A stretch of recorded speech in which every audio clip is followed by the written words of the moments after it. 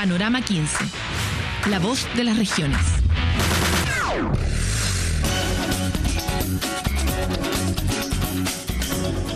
Estamos hoy, por no ser menos, con el dirigente de la Confederación Nacional del Cobre, Cristian Cuevas, muy conocido por todos nosotros, pero no queremos hablar de lo que es natural, que son las movilizaciones que se esperan para el 1 de mayo, sino que queremos hablar del sector minero, queremos hablar de los problemas del sector minero, de la naturaleza del trabajo de las personas que trabajan ahí, etcétera. Así que bienvenido, Cristian, gracias por estar en Panorama 15. Muchas gracias a ustedes y aquí estamos, ¿cierto?, para conversar de los otros temas que también son tan necesarios en este debate nacional con respecto al mundo del trabajo.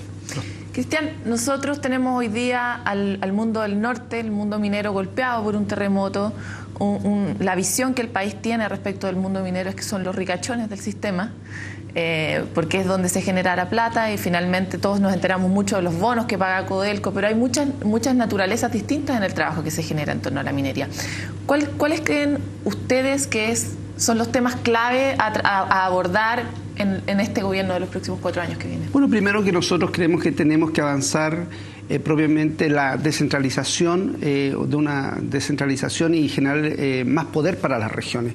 Y eso no nace desde la perspectiva de uno, sino más bien desde la configuración de amplios movimientos sociales que han ido convergiendo entre el mundo de los trabajadores, donde la Confederación de Trabajadores del Cobre es uno más, donde nuestros alcaldes han liderado ese movimiento tanto en Tocopilla como en Calama y en toda la región del norte. Se ha plantado un solo norte como un objetivo político cuya finalidad es poder reparar, ¿cierto?, el abandono y el daño que estas mismas riquezas generan grandes utilidades, pero obviamente mantienen condiciones de pobreza o de abandono y cuestiones que hoy día... ¿En qué ámbito abandono? Abandono, por ejemplo, en infraestructura, abandono que el hospital de Calama, por ejemplo, no ha sido terminada su construcción, abandono con respecto al tema de la vivienda, la cantidad enorme de migrantes que viven en una situación de desamparo permanente, o la situación de ciudadanos que se desplazan a la zona norte, ¿cierto?, trabajadores y familias, que obviamente están en una condición que desde el punto de vista nuestro no generan dignidad, y nosotros tenemos que bregar porque el Estado, porque las empresas, porque todos paguen, ¿cierto?, lo que es necesario para poder desarrollar una política de protección tanto en infraestructura, en salud, educación y vivienda, y eso tiene que ver con los tributos y que las empresas tributen en las regiones mineras, pero también pensando en un proyecto nacional de país. No tan solo, ¿cierto?, como algunos dicen que los trabajadores del cobre o los trabajadores mineros estamos en condiciones distintas a la mayoría de los trabajadores en términos de salario y derechos, pero esos han sido conquistados también en largas batallas, y decir claramente que la mayoría de los trabajadores, más del 2/3 de los trabajadores en la industria minera son trabajadores precarizados subcontratistas. Y claro, y con extenuante jornada de trabajo, alejado de sus familias, y que va generando una situación de problemas que tiene que ver con la vida familiar, la vida social y con los efectos negativos que este propio modelo genera. Avancemos ahí en 2 puntos. El primer punto, cuando ustedes quieren tener ciudades mejor desarrolladas, con una infraestructura, con salud, con educación, ¿la expectativa es que el mundo minero pudiera efectivamente vivir en el norte? Bueno, nosotros esperamos que uno tiene que generar un sentido de pertenencia donde desarrolla su trabajo con el territorio y donde genera, ¿cierto?, también su relación familiar. Pero hoy día eso no se está desarrollando, está bajo amenaza permanente.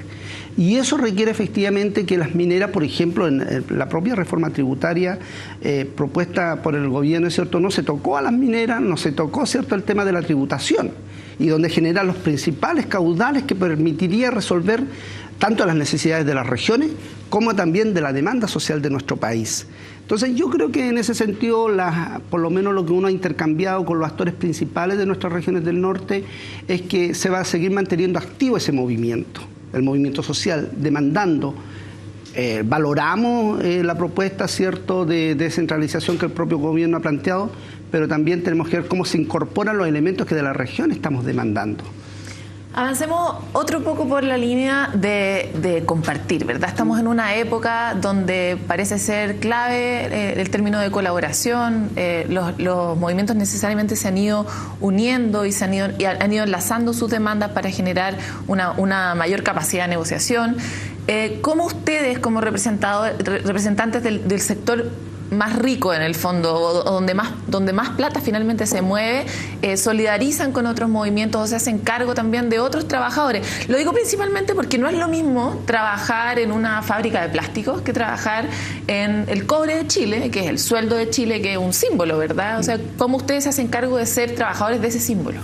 A ver, primero nosotros creemos que ojalá pasemos de lo simbólico a hechos concretos, de que efectivamente la riqueza minera quede en nuestro país, para la felicidad de todos y todas, para el bienestar de tantos trabajadores honorarios, tantos trabajadores precarizados que están en el retail, que están en las salmoneras, que están en las forestales, las propias estas grandes industrias, los tres ejes principales de nuestra economía, la industria forestal, la industria salmonera, la agroindustria, deberían pagar royalties también en las regiones donde desarrollan sus procesos productivos, porque las condiciones de pobreza que vive Curanilahue, las condiciones que quedan también en la 10ª región en función de los procesos productivos salmoneros, el daño, los impactos negativos que esto tiene, finalmente eso nos genera, ¿cierto?, ni un mejor vivir para las comunidades y trabajo más digno. Por tanto, en el caso nuestro como confederación, hemos generado esa relación social con los trabajadores, y a mí en lo particular como dirigente de la Confederación, también con nuestro presidente, que hoy día es Manuel Ahumada, ¿cierto?, hemos desplegado nuestro esfuerzo de cómo vamos articulando esa relación social. Por eso también estamos trabajando con organizaciones como la Ranquil, como Anamuri, para ir en camino de la vía de la soberanía popular, la vía de la soberanía de los pueblos. Trabajamos con la CONFECH, con los estudiantes secundarios, en la idea de poder ir generando convergencia del mundo social y político. Nosotros nos planteamos en el proyecto de los trabajadores, en el proyecto de transformación social. Porque si nosotros no estamos en las decisiones políticas de los gobiernos, en tanto de influir en los gobiernos, en los que legislan, ¿cierto?, la verdad que las apuestas van a ser no en favor de los intereses nuestros. Y ahí nosotros tenemos que marcar la ruta, la hoja de ruta, y pensando, ¿cierto?, que aquí tenemos que poner énfasis en las propuestas desde las regiones, en alianzas con los distintos sectores, pero también pensando en sectores que obviamente no tienen esa fuerza, ni esa capacidad, ni de organización, ni de movilización, y por tanto nosotros estamos siempre planteando que los trabajadores recuperemos esa vocación de poder. Hay un sector que termina siendo clave, sobre todo en un país como Chile, que es el sector empresarial. ¿Cuál es tu sensación como dirigente y con mucha experiencia en negociaciones respecto de la actitud que este mismo sector ha tenido en estos últimos 5 años? ¿Sienten ustedes un cambio en la actitud del empresariado respecto de los trabajadores o para atender este tipo de negociaciones y demandas? Yo creo que lamentablemente el empresario, el gran empresario de nuestro país, las transnacionales, la verdad que no son generosas. Y solamente ellos de alguna manera resuelven ciertas demandas en función de la fuerza que los trabajadores podamos influir con grandes movilizaciones. Es decir, que hace una semana atrás la Confederación de Trabajadores del Cobre logró un acuerdo con Anglo American por primera vez que permite derechos que ya habíamos ganado en las luchas del 2007-2008 en Codelco, pero después de 7 años.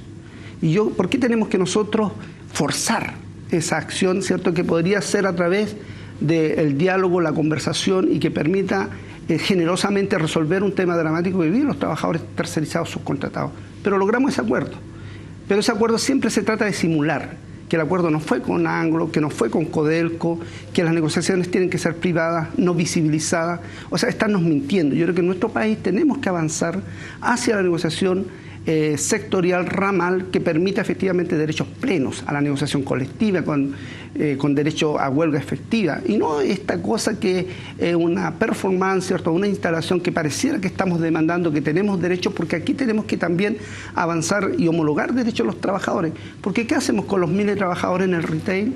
¿Qué hacemos con los miles de trabajadores honorarios que trabajan para el Estado? Y que obviamente el Estado debería ser el primero que corrija esa situación dramática de los trabajadores.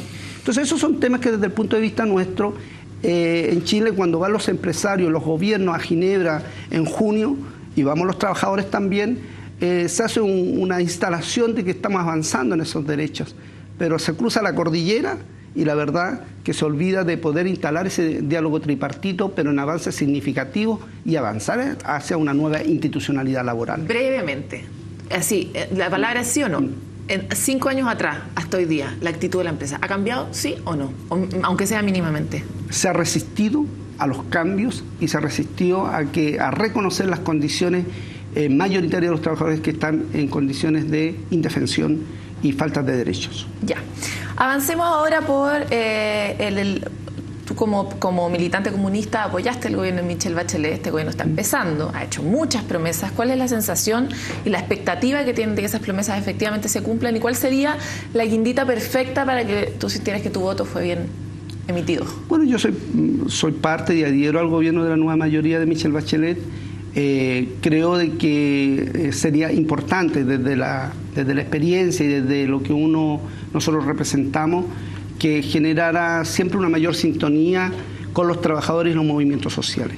Si la presidenta efectivamente hace ese giro en función de reconocer, y yo creo que está dando esas señales, pero falta también creo que hay que tener mayor decisión política de poder avanzar hacia ese objetivo, creo que vamos en el camino correcto. Ahora bien, también entender que el movimiento sindical tiene autonomía e independencia política cuando, y en este caso ahí asumo mi responsabilidad como dirigente sindical, no vaya en ese camino, tenemos legítimo derecho a movilizarnos y a expresar nuestro descontento. ¿Un gesto sería, por ejemplo, atender a través de la reforma tributaria el asunto del royalty?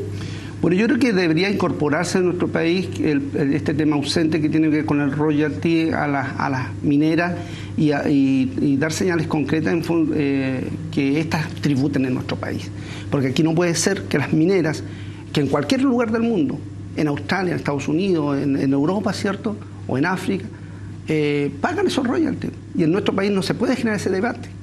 Y lo que nosotros necesitamos, esos recursos frescos, y no tan solo de la reforma tributaria que hoy día se están planteando, sino estos recursos que son mayores, ¿cierto?, para permitir, ¿cierto?, poder resolver los temas endémicos de nuestro país. No se sostiene una sociedad basada en condiciones de desigualdad. Y la primera desigualdad tiene que ver con efectivamente avanzar hacia la negociación colectiva para disminuir la brecha de la desigualdad y también que los que no tributan, y en este caso la renta minera, en este caso la industria minera y el cobre de las transnacionales, obviamente se generarían condiciones distintas en nuestro país.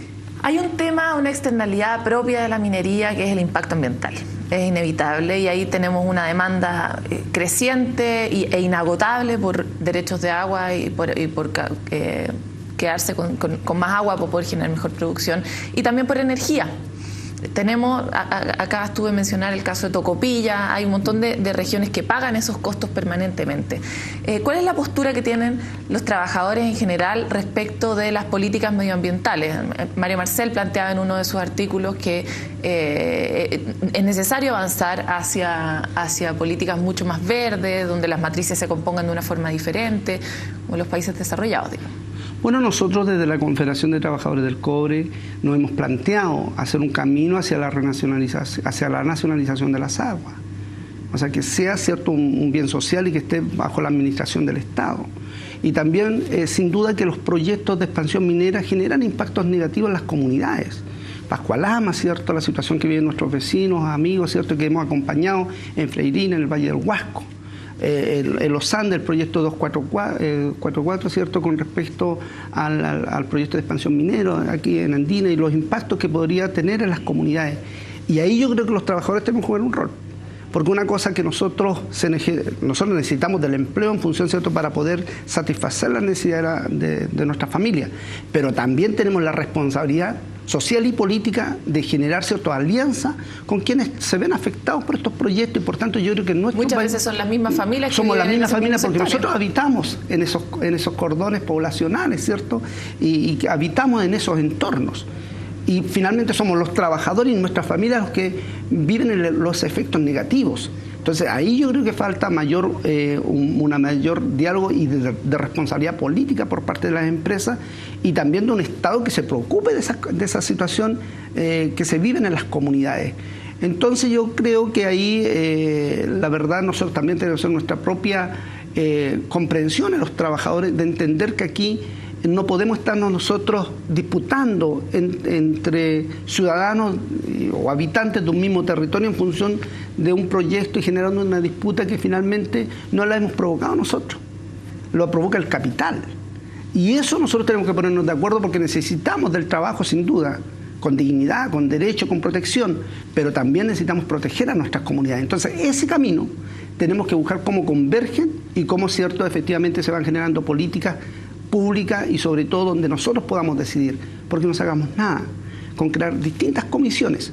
Si en esas comisiones no estamos los actores sociales, y ese es el gran ausente, porque para tecnócratas y técnicos tenemos muchos, pero falta la voz decidida de los ciudadanos y ciudadanas en las comisiones de expertos. Cristian, se nos acabó el tiempo, el tema medio ambiente nos queda así pendiente, tenemos que volver a juntarnos, pero agradecemos mucho que estés aquí en Panorama 15. Muchas gracias a ustedes y gracias por invitarme. Hasta aquí llegamos en este capítulo, tratamos de meternos un poco más en el tema particular del sector minero, que a veces para los que estamos en el resto del país y no trabajamos en ese sector, nos cuesta entender las distinciones que tiene el sector, cómo están compuestos, cómo están sus trabajadores y cómo hay trabajadores que efectivamente están en muy buenas condiciones, pero otros que no necesariamente tanto. Esperamos que haya sido de utilidad y nos vemos en un próximo capítulo.